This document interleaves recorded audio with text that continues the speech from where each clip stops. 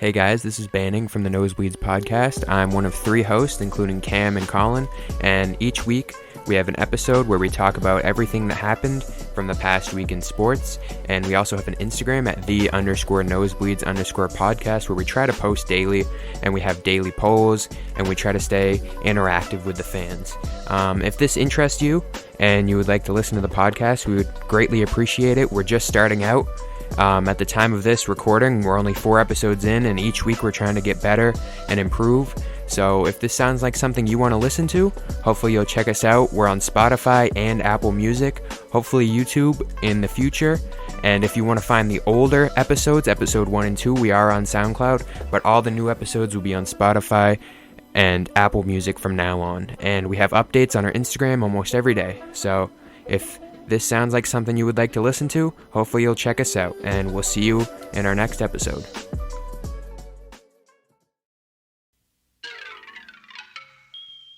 I am Wes, modern mythology enthusiast and defender of the realm of toy collecting.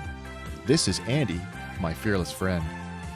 Fabulous secrets were revealed to me the day I powered up my dynamic mic and said, "Welcome to Fandom Power!"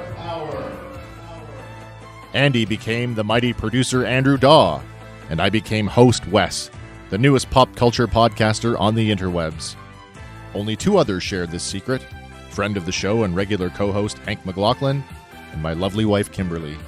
Together we explore the realms of fandom and bring it to you as only we can. Fandom Power is available on all your favorite podcasting platforms. Like and follow us on Facebook, Instagram, and Twitter. Fandom Power is a Sawcast production.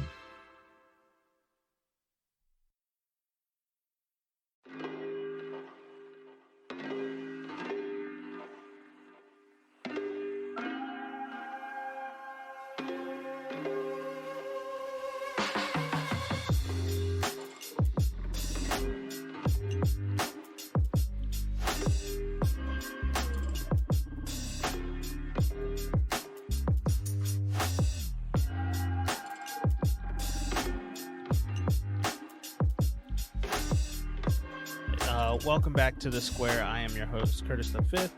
And I am Curtis IV. And today what we are going to be diving into, we're going to continue our brackets here. We introduced it on last episode. It's the March Madness inspired, the bracketology inspired, great best sports movie of all time. Like I said before, the full bracket is up on Twitter at _square pod. You can go see the full thing there.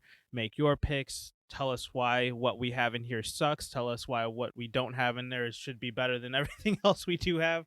Right. Just let us know what you think about that down below. And also polls will be going out there as well, so you guys can also play along with us here. But we are going to be diving into our second division here, the East Division. So before we get into the debates and the matchups and everything like that, let's just introduce the movies to begin with. So at the 1 seed in the East, we have Space Jam, classic. Then we have at the 2 seed, A League of Their Own. At the 3, we have Any Given Sunday. 4 is Major League. 5 is The Greatest Game Ever Played. Number 6 is going to be Rudy, and 7 is going to be Draft Day. And at rounding things out at the 8 spot is Bloodsport, which isn't actually a sport, but it is a fantastic movie, so it is a part of this nonetheless. So, Sport about blood. Yep, exactly. So let's just go ahead and go down the list and start off with the very first seed here. We have Space Jam versus Bloodsport. I'll let you kick things off here. Want me to take the matchup, or you want me to take one of them? Doesn't matter, matchup, whatever you feel is best. Well, I'll just take it from the matchup aspect. So we got the number 1 seed, very popular Space Jam, led by by Mr. Michael Jordan himself. Came out in 1996. This was during the this was the summer of 1996. I don't remember exactly. No. I wasn't born yet. It was filmed in the summer of 1995 as Jordan was preparing for the 96 season, which was that 72-10 season. So during that summer, as he was getting back into basketball shape from coming back from playing baseball, yep. um, he would film and then actually play basketball during the evenings or whenever he had any time off. They built a Jordan Dome for him, just a center The Jordan for, Disney for World. weights. Yeah, it was a bubble with before there was a bubble. Yeah, 100%.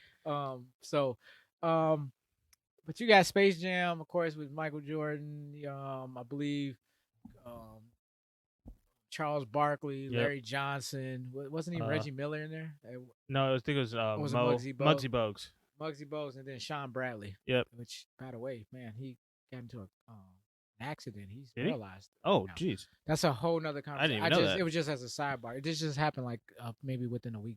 Wow. Within this past week. I did not even know that. There's so much stuff going on in the world. I didn't even hear that. Never came across. It is. I don't know what the synopsis is, but back to the thing. But just saying, Praise Sean go out Bradley to Sean was Bradley then. yes. So basically, monsters trying to take over the world, and it comes down to a basketball game To save their own, extraterrestrial theme park.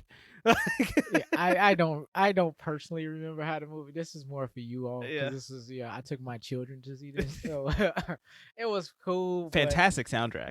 Yeah, hands down, it's number one, and this is the national champion of soundtracks here. Rivaling Rocky IV's sound. No, kidding. God. Rocky IV had an iconic soundtrack actually. But Did it?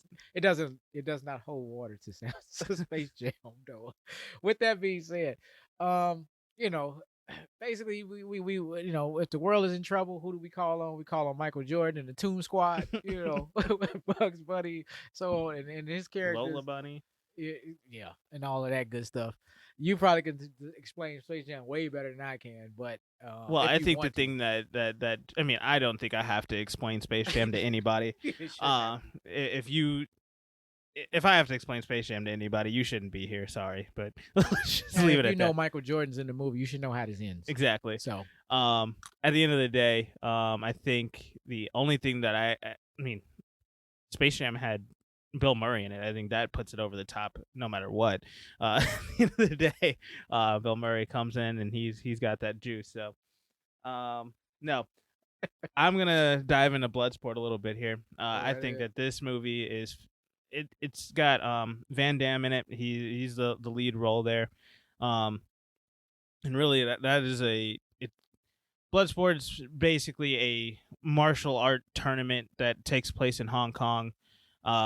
He's fighting an uphill battle. He's got his weird quirky lumberjack of an American friend who comes in. Friend. Yeah, and. It's got some hilarious moments to it, and it also just really is about overcoming just ridiculous odds. So it's a MMA kind of inspired movie. This isn't really, like I said, it's not a real sport, but it is sport-like. It is it's about an athlete, so that's really where it came down to, and why I picked it to be a part of the bracket here, even though it's not about our big six or anything like that. Fighting in general, I think it should be included because it holds up against any of the other sports movies that are in this bracket as well. So. And this is an interesting matchup because you got a very real professional athlete in world renowned Michael Jordan, playing along counterparts of fictitious Bugs Bunny and green screen characters, but going against Van Damme and his character Frank Dukes, who was this was actually based on a true story. Now I think some of the details was kind of skewed, 100% embellished, but right, because I did some research on it and I was like, his run through the tournament was a little different than what they showed. However, movie was very entertaining. I mean, for a full contact sport, I'm like, you won't find too many martial art type MMA, UFC type movies that really gonna like blow your socks off like this one did. And this was filmed 1988. This probably still goes down as, for me, my favorite Van Damme movie still to this day. And I remember going to see this in the 3rd grade or the 5th grade or something like that, the 6th grade. With a buddy and his family, we went to a drive-in movie to see this, in the middle of it was during like a school night, so it was like a big Jesus. thing. Like, so we didn't get back home till like When 1 in movies the used to morning. come out on Tuesdays and not Fridays. Exactly, exactly. And if anybody remember that, but taking that, we got an actual real live story versus an actual real live athlete Yeah. in this kind of matchup, which is a real athlete in a fictitious story and a fake athlete in a real story. And I So, think this is what's going to cause kind of an uproar here. It's because let's get into the picks here. yes, For me, I have to go with Bloodsport because the story is so much better, even though it's Whoa. a fictitious sport or it's an embellished story.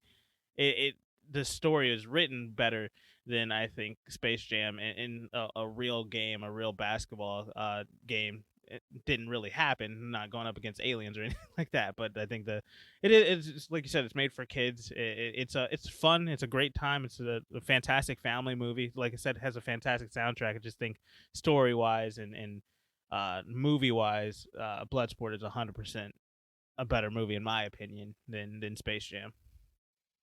well, taking that, Frank Dukes was this local, I mean, basically, one of two American representatives in this, Yeah.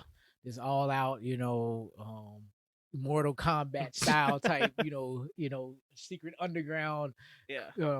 full contact kumite, matchup, competition, and he ran through the competition quite impressively, but the antagonist, who was Chung Lee, played by Bolo Yin. If for anybody who knows him from the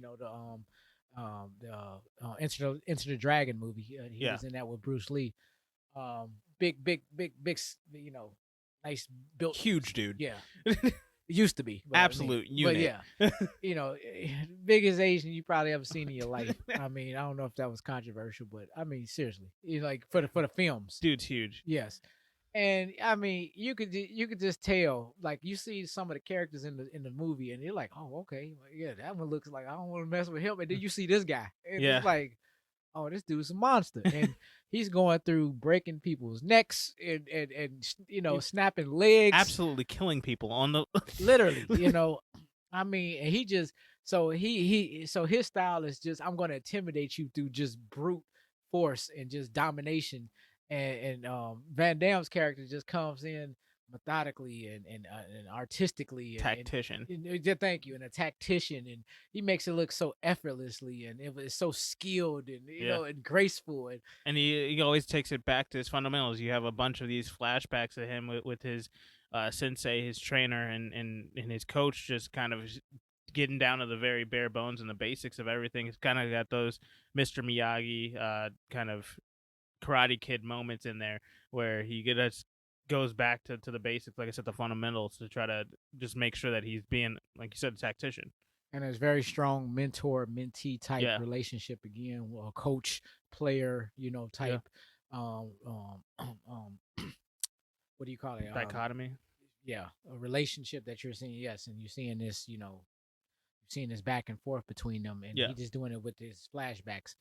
But I have to agree. I like just Space Jam, but I think Bloodsport just is one of those dark horse picks that I have to push that through. I'm sorry, Space Jam. Sorry, Space Jam, and your $230 million not gonna get it through today. Not gonna get it. Not gonna get it. So now we got our first upset here. Yeah, absolutely. Yeah, the first episode went completely chalk. We did have a coin flip at the end, but yeah, this Bloodsport is the first upset. I think it's a fantastic movie. It holds its weight against any of these other ones, so it deserves to go through. Let's see if this set Twitter on fire now. Oh, for sure. I'm gonna have a lot of people coming at me. No. Well, next up we have the greatest game ever played. Shia LaBeouf and Disney again come back at it really hot with another great golf movie. And then we got Charlie Sheen in Major League, another fantastic movie. So I'll let you kick things off here. Well, I'm gonna take greatest game ever played because Major League was your choice, one of your picks. And there's nothing wrong with that. But greatest game ever played. If you all are still there trying to scratch your head and wondering what sport that is, It is golf, people. This is the other golf movie. Yeah, we teased it in our last episode. This is the other golf movie this is the movie that I said made me pick up a golf club and take my talents over to Top Golf. Yeah. Okay, and then with that, I'm gonna let you have that one. Then I'll take Major League. Okay. No, yeah. So I mean, this one is based off of I think a true story. Yes. It's based off a true story, and Shia LaBeouf's character.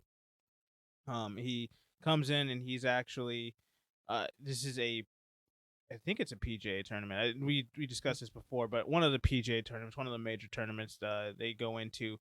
He's got a quirky friend. He's a quirky little caddy, who's a very great comedic relief. But it's really just about a kid. When did this take place again? I don't remember the exact time period. It was a while It's in ago. the 20s, if I'm not mistaken.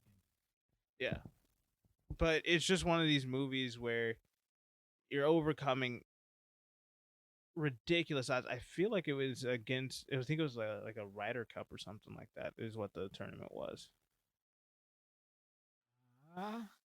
U.S. Open. U.S. Open. Okay. Yeah. So I mean, it's just one of these movies where I'm gonna let you go with the play-by-play with this movie, but when it comes down to it, it's just the power and just the way that this movie is written, and again, this goes back more to like it has this way of storytelling that just makes golf so much more exciting. It's just Exactly. these two movies, Legend of Bagger Vance, who unfortunately lost in the last round or in the last episode, but in this movie, it tells golf in a completely different way that makes it so much more interesting, and it gives it a little bit more substance than just the quiet, the whispers over the over the TV. And you're seeing, I believe there was between the English and the Scottish guys versus the Americans. You could see. That's why I think that's why I always think that it's a Ryder Cup tournament. You would have thought it was, but it was actually a U.S. And I think that was the big thing because it was the U.S. Open, so it was on their soil. Exactly. And so you've seen it was that conflict was there, and there was that hostility where 100%. Yeah, they didn't like each other, and they didn't like each other because you're not American, or you're not English, you're not a Scot, which is funny because if I do remember correctly, today Scotland and England hate each other. Yeah. So which and I would say the most bigger funny thing is they're all white. So what are we arguing about here? That's a whole nother conversation, right? We won't touch that today, right? It goes. You talk about how we talk about the race relations, and like a Remember the Titans. 100%, yeah. There was some race relations going on here too. Disney really be. I mean, they're like knocking these race relations out the park with these sports movies. Quiet as kept. But it was a fierce tournament for golf. Like 100%. It would show you like you could be like the 43rd ranked person. They're showing that person like in their struggles or whatever they're doing on the field, and then of course it rains and it's pouring out there, and they still have to play through this. They don't stop play. They do now. They're still playing through. I mean, man, it's like a monsoon out there. They're playing. They have to play through this golf tournament. People's countries are on the line, all of this bragging rights, ex-champions. Just straight pride. Yeah, facing each other. They already on set what they had to say in the press conferences and, and all in the little country club meetings and so on and so forth. And then, of course, we got Shia LaBeouf. He's an amateur golfer. And his name was, oh, God. I can't remember his name. No, his name was Francis Mamet. Yes, Francis. Remember, he's like, way to go, Francis. Yeah. Which was his caddy, the little guy. Caddy is hilarious. Yeah. Really brings that entire movie together. Yes, he does. He does. That's Disney doing Disney magical stuff there. But the kicker was it was a true story. Yeah. And so these characters were actually real. They actually existed. Now, a few tweaks in here and in the story, but the story just actually happened. And of course, it's basically showing how this amateur golfer who did not belong, and it was dealing with a lot of classism, and lower class versus the upper class. Yeah. There's a lot of that, and a lot of that was associated with being in that golf tournament. But yet, Shia LaBeouf's character was vouched for, and so he was given a spot. And he, I mean, they don't really explain how he was able to play so well, but he played. He was a really good golfer, and he was young, and he was like a young teen. I think wasn't it more based off like he was always just hanging around. He always played golf, and he was Yeah. always around, but he was never allowed. Yeah. Yeah. And finally, he got into the tournament, and then he had to try to, for those several days, try to fit in, specifically when they wasn't playing golf, as opposed to Yeah. when they were playing. So he could hold his own on the course. But yes, so I mean, I don't know if it's the greatest game ever played for real, in real life, and that's subjective. But Yeah. I mean, excellent movie, 100%. I mean, I like The Legend of Bagger Vance. I like it a lot. But me and you talked about this off air. If I had to pick one of the two, I think I would take this one over that one. If I had to take 100%. one, Yeah. and that's not saying anything to The Legend of Bagger Vance. It's just that Those are two. this I mean, movie- you're talking about two golf movies that go up against each other. I mean, Legend of Bagger Vance. The only reason why I didn't make it through is because of a coin flip. Exactly. So I mean, we talking like a 1A, 1B. If we talking about 100%. golf movies, because off the top of my head, I only can think of one more, and that is Tin Cup with. Oh, yeah. That's an amateur Sorry. golf, so that can't even hold weight. No. So with that being said, there you got the greatest game ever played. Going against Major League. Okay, Cleveland Indians. Rick Vaughn, is that am I saying all right? The Wild Thing. I believe. Yeah. Yeah, that's his name. Wow. I Played by always just call him Charlie Wild Thing. Sheen. I don't even. Yeah, I know that. I don't even give him his name. Pedro Serrano, played by Mr. Oh my God, Mr. Mr. Allstate. Allstate himself. Accident forgiveness. Oh But, man. yeah, Pedro Serrano, who can't hit nothing but the fastball. Cannot hit a Can't slider. curve to hit it, Can't- save his life. yeah. None of that. Can't hit none. No changeups. Not at all. But he finally hits one at the end of the Yeah. game. I don't know how. It doesn't explain how he finally hit one, but he does. And then of course, Tom Berenger is the aging last year catcher, and Yep. at the end of his career, trying to go out in glory, and so on and so forth. And then you have Wesley Snipes, who was Willie Mays Hayes, who just shows up one day at the Yep. tryouts. No one knows who he is, anything. So they get rid of him, and they put him outside of the of the training camp.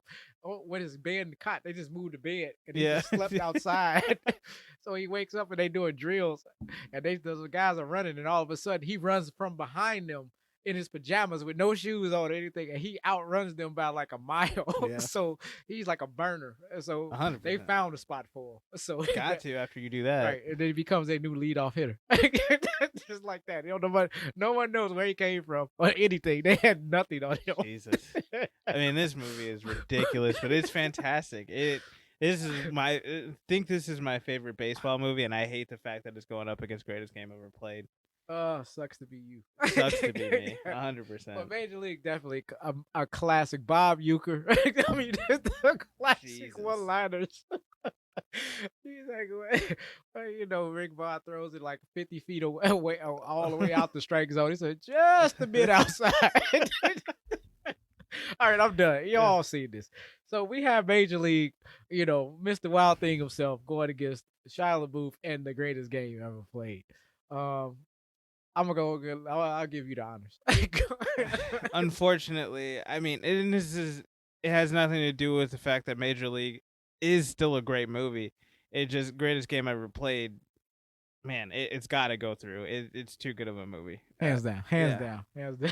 I didn't think we were gonna disagree on this one, and I just hate the matchup. The matchup sucks. Yeah, now you get some of mine. Yeah, I know. Some of what I'm dealing with over here. Well, I think I have the worst one, but we'll get to that in a later episode. All right. Let's 3-6. talk 3-6. Any Given Sunday versus Rudy. Two great football movies here. I'll let you take Any Given Sunday here. Any Given Sunday, all-star ensemble cast, a movie that takes place. It's a football movie, supposed to be the NFL, but it's the fictitious Miami Sharks. Coached by Al Pacino, and yes, Al Pacino is the head coach. Yeah. Cameron Diaz is the owner. Is the owner of was the owner of the team that she took over for her father who passed, and so she's like in her first or second year as the owner. And when I say all-star cast, we're talking about, I mean, LL Cool J, Bill Bellamy, Lawrence Taylor, Jim Brown. My goodness, what was his name? Anne Margaret, which was the mom of which is for you old heads, you know who Anne Margaret is. You know, she's a much older actress, very respectable. Man, I can go on and on about the cast. This is a absolute all-star cast. Yeah, exactly. And I'm gonna stop there. It's just so many people. I'm seeing their faces, but not getting their names. It was one of those type of movies. But Jamie. Oh my goodness, what is his name? I can't remember his name. Never mind. But you got Jamie Foxx, Willie Steeman Beeman. And as he's the backup quarterback. Technically, he was the third string quarterback, and two quarterbacks get hurt in the same game in a matter of 2 plays, and then he's just called up. Doesn't even have his helmet. He's sitting on the side eating pork rinds, half paying attention because he's never gonna play. Yeah. But then all of a sudden his number get called, and he's arguably the best quarterback on the team. But this kind of happens in you can see this in the pros in the NFL, where a person just based on where they got sent to, they just kind of just got put, they just buried on the depth chart where they just don't get the opportunity to ever get a chance to play. But Lord beholds, a couple of crazy injuries that happen. Of course the starter goes down, but then the backup comes in and gets hurt on the very next play. So now here it calls up the number 3 guy.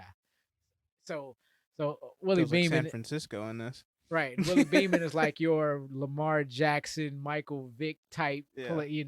He's that guy. And in a league when we didn't see as much of that as we see today, because this is like the early 1999. So this is right at the turn of the century. Yeah. And so he comes in and kind of put a little bit of pep and some spice into the team's PR, and all of a sudden fans getting all into it, and okay, so now they seem like they got a new identity until the starting quarterback comes back. Dennis Quaid, that's who I was thinking of. Played by Dennis Quaid. He was Cap somebody. I forgot what his last name was.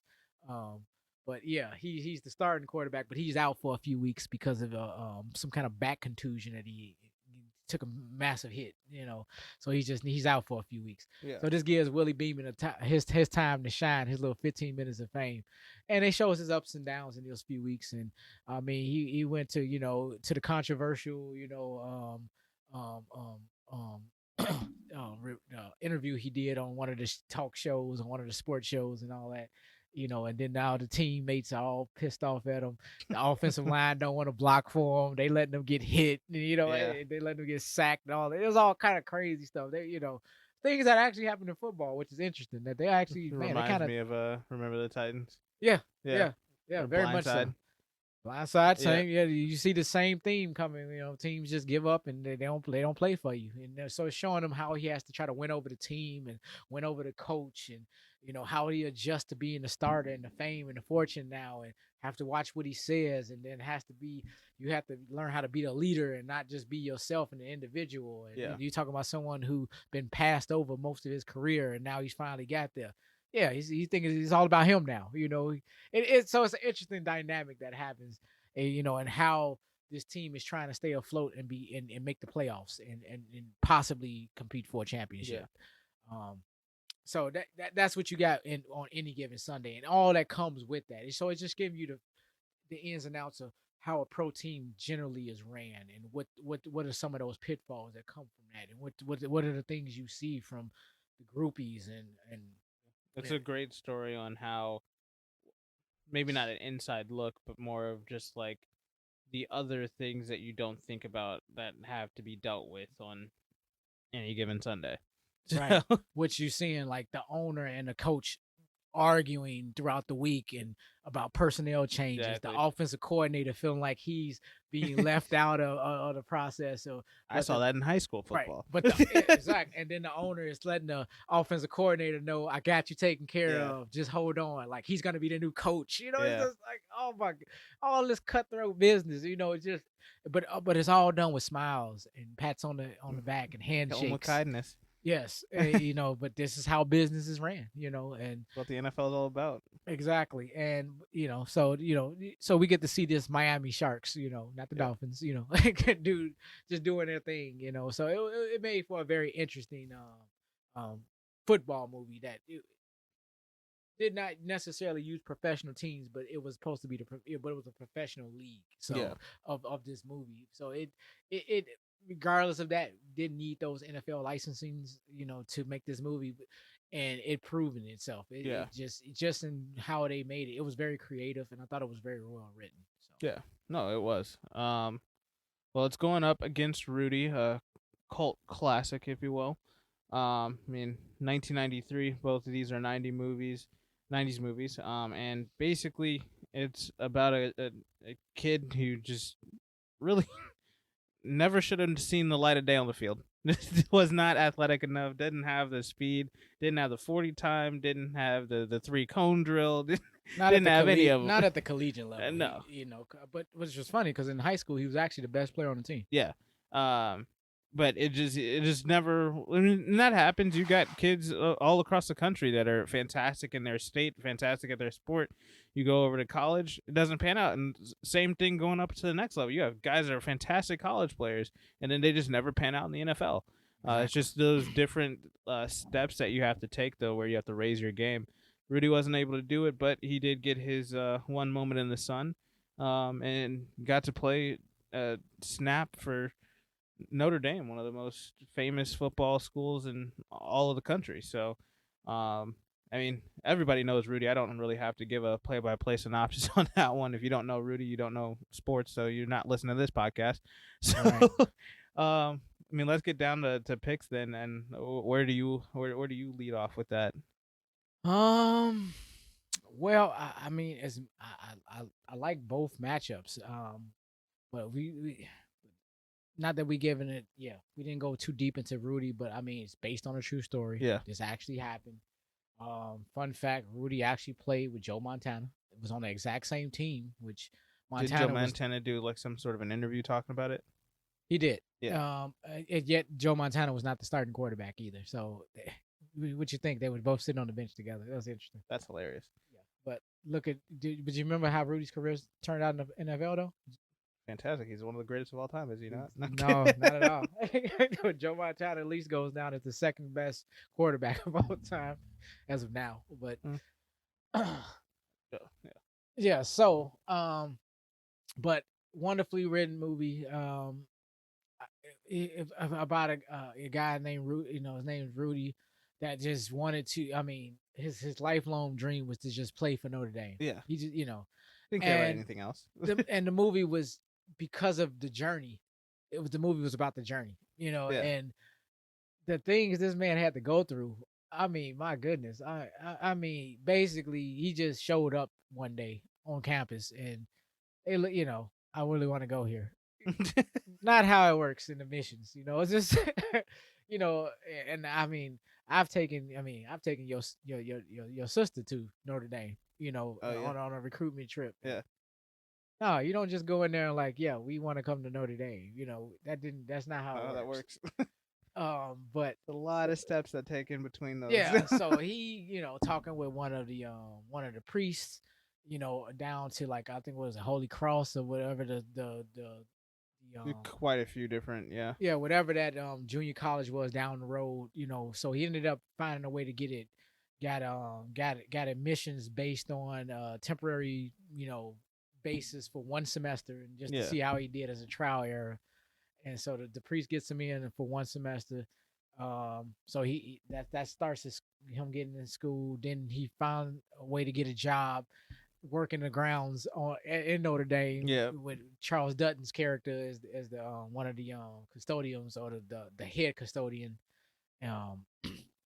It was just an interesting dynamic that he had, because for 1 minute he really didn't have anywhere to live, and all he had was his duffel bag, and he went from that to um getting through one semester successfully to getting the opportunity to get a second semester. Then he gets to the second semester, then all of a sudden, now he's just enrolled in Holy Cross. So now he's trying to be eligible to get over transfer over to Notre Dame in time enough before he graduates to at least suit up one time so his family can see him play one time for the team. It was so layered. Yeah. Of course, by the end of the movie, he checks all the boxes. He gets through it, but it gets all the way down to the last game of the season, and will the new coach who got called in, who the brand new coach that they got on the team, because the old coach got fired the year before and he left in the offseason. So he was wondering, was he going to uphold his promise to let him suit just to dress one game, just so he can say officially he was on the team, even though he was on the team, but nobody would believe him. Practice squad players never got it. They didn't get any they didn't write down their names, or they didn't take them. They were never put on the active roster on any kind of literature, but even though he was there, and so no one would have believed him. And of course, it comes down to the final game, and then he doesn't get in. He doesn't get selected he's not on the board, and so he quits. He's just like, I'm out of here. It's just kind of crazy, because if you see the movie of much of stuff he went through, you're gonna quit on the last day. You're like, are you serious? But he said he quit. So of course, these team captains, they come and make this big grand gesture, and they do this whole coach's office scene where they throw their jerseys down on some embellishments to the right story. on the desk to let them know, for Rudy, he could take my place and this and that. None of that actually happened. He actually knew he was going to play the game days before. So it was nice and theatrical. I thought it was. Well, I'm like, man, that's how they get you. That's how they get us. Because I'm like, nothing happened like that. It just he's playing, and that was the end of that. So now, was there some issues about him starting versus him? Or him getting on the team? Even though it was days before. No. That we'll never know. But he did suit for one game, and he did play. He was in there for 2 plays, the last 2 plays of the game, and got a registered. He actually had a sack. I think it was a sack. I was about to say a tackle. No, he actually got a quarterback sack. So there he goes down with 1 sack. 2 plays. Better than me. Hey, I never played college football. Yeah. So, that's 2 plays more than I played. And they did say he did actually get carried off the field. That actually did happen. Okay. So Joe Montana actually said, that actually did happen. He said, I do remember him actually being carried off the field. I'm like, but it was like he almost didn't even remember himself. Like it was, I think it was just like the weirdest thing. And it probably happened like on the sidelines or something. I don't think it happened in the middle of the field the way that they made it seem like the whole crowd was calling him. They said that didn't happen either. Like the whole crowd was calling his name. Well, with these 2 football movies, which one do you feel should be put through here? Well, I love an underdog story, and I have to go with the classical Rudy, and that's me. I like Any Given Sunday. I think Any Given Sunday was creatively made, but it is going against one of these. It's a classic. It's based on a true story. There's substance to it, and versus I'm sorry. Sometimes just the true story is it's a hard sell for me to just gloss over those. That's fair, but I ended up picking Any Given Sunday this time, so guess we're going down to a coin flip again. Yes, so. Tails will be Rudy, heads will be Any Given Sunday here, and we have it flipping. Rudy gets through. That's right. And Rudy, an underdog again, gets through. There you go. You can't keep a good underdog down. No, you cannot. Well, then let's talk about Draft Day and A League of Their Own. I kick things off with Draft Day here. This might be the sneaky pick of the brackets right here. Draft Day, people. If you have not seen this movie, this is a movie to see. You don't have to be into sports, but if you into business, big business, here it is for you. The behind the scenes, how it all goes down. And we could say how you can run we already talked about how you can run a college program in the program. or we talking about minor league baseball and Bull Durham, or golf, in any Legend of Bagger Vance, or Yeah. the greatest game ever played. No, no, no, no, no, no, no. We're gonna talk about how things go down on draft day in the NFL. The day of the draft, not building up to it, not the day after, but that day. So it gives you it takes you on this journey for one full day of what is gonna go down here in the Cleveland Browns franchise, led by Sonny Weaver Jr. Who was the actor, of course, was Kevin Costner. Yeah. And he's the general manager. Based on Mike Lombardi. Was that who it was based on? Yep. Okay.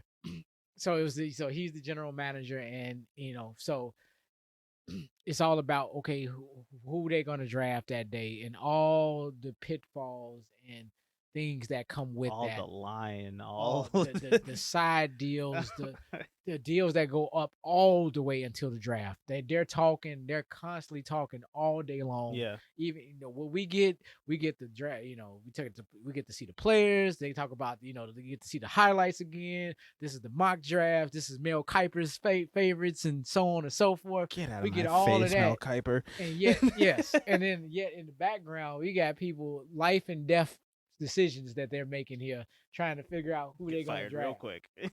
Right. People's lives and careers on the line just on a day like today. It's a huge day. Yeah. So it's I thought I won't go too much further than that, unless you want to pick up on it, because I'm just saying that's just kind of where the movie goes. I mean, it's just a movie. It's a fantastically written movie. This movie has gotten even more love from me now, knowing that Mike Lombardi was he was kind of the inspiration for Sonny Weaver. So I just love that even more. But it really does, and I think a lot of people don't understand how accurate draft day is. Some people, and it is to me an underrated movie, only because a lot of people are like, oh, it's so slow, it's really it's so technical and all this. I was like, but it's true. Like, this is what happens. This is how it happens. It's not. Exactly. They don't sugarcoat it at all. It goes pretty in depth to how not just cutthroat, but how cunning and kind of slide you have to be to try to get to win over some of these guys, because this is a business. This is what happens on Wall Street 24/7. I mean, all of these trades that are going down, it is very, very just kind of, it's a cutthroat business. It's really the best way to put it. It is a literal team building movie. Yeah. Literally. So that's I won't go too much further, but that's draft day. Yeah. Then we have A League of Their Own. Yeah. Well, I mean, this is a fantastic baseball movie. It covers is this based on a true story? Yes. Yeah, so yeah, it takes a place in a time where the movie comes out in 1992, but basically they are creating a full women's league for baseball. So I mean, going back to this movie, it's well written. It's got an all-star cast. For life of me right now, I can't remember names right now. Madonna, Rosie O'Donnell. Yeah, ridiculous amount of people are in this movie. Tom Hanks is the manager. Yeah. Who else? What's her name? Gina Davis. Yes. Gina that's the one you couldn't remember last time. Now I remember. Gina Davis. It's. I mean, they even did tryouts at Wrigley Field. So I mean, this movie. John Lovitz, the comedian, he was the scout that found Gina Davis and her sister on the farm and all this other stuff. Yep. It's taking place during World War II. So the men are going away to some fight. Of the World War II movies. Kind of like Legend of Bagger Vance, World War One, but yeah, fair. Still on these wars, but they know they go away to fight, so they wanted to keep the league going. So they had an idea of let the women go, let the women play, because there was a lot of women who actually wanted to play baseball and continue to have a normacy for those while the war was going on, and that baseball can continue give you until that the men come distraction back, right? And it picked up, and I mean it shows the struggles of how it started out small and people made a mockery of it, and then over time it started to pick up traction, and then man, the stands were just full. Now they were sold out. At first you just only had a couple hundred people in the stands, and they were just basically just hazing and just giving it to these women, and they just stayed the course, and before you know it, hey, they over there playing for the World Series basically. Yeah. At toward the end, by the end of the movie, but I thought it was well written. I mean, yes, it's partial comedy, but again, another all-star cast, very well written. Used some historical landmarks like Wrigley Field. Example, it's one of the parks that they played in. They played in a few others, but I remember that one distinctly. But yeah, Nobody can mistake the Ivy.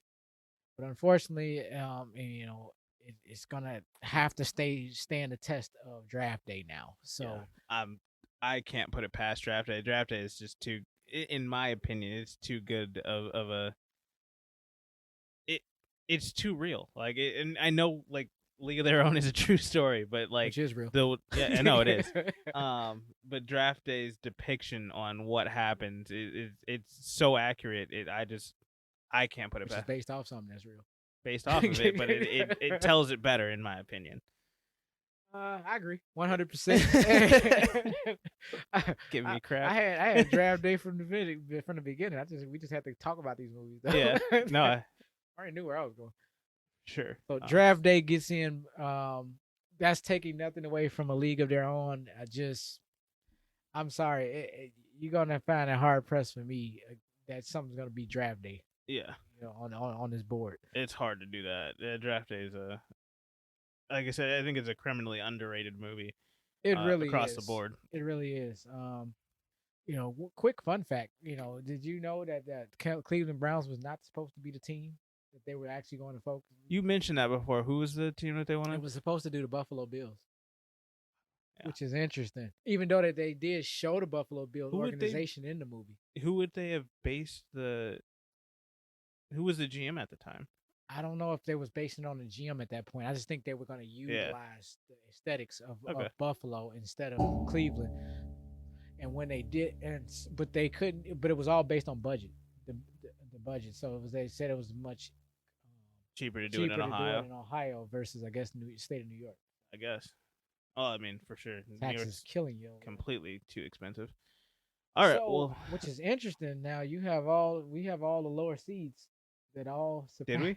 Yeah. Oh wow. That is a complete flip flop. Hey, we keep things even around here. No, well, that is going to wrap up this episode. Definitely let us know what we got wrong here. Give us crap down in the comments below. I don't think so. I think we completely smashed it. Except for Any Given Sunday, but hey. No, so basically, just let us know what you think down below, and definitely go follow us on Twitter. It's @the_square_pod.